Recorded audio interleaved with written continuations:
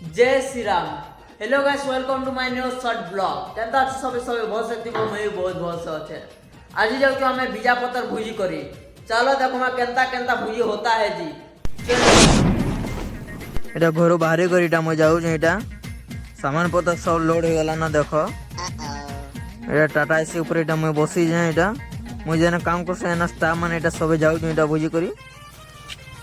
ইনে করম এটা জায়গা কেনতা আছে যে দেখো इताके देखो इता ना हला सुख हेतेले टिके सुखी जाई जे तार बंडे बंडे दिन जाउ पुड़िया चाउ जे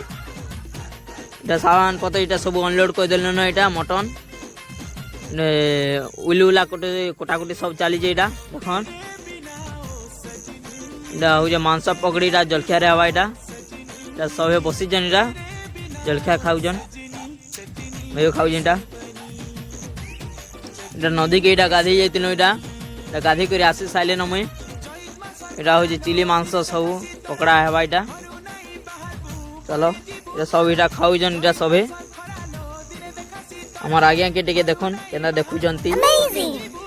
इटा सबे बसी जन मुई भी बसी जे मते देखलक ना दे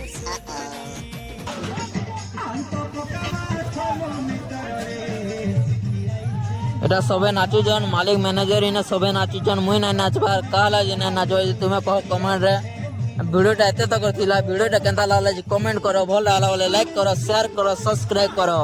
মোর ভাই ফলো भी कर देबो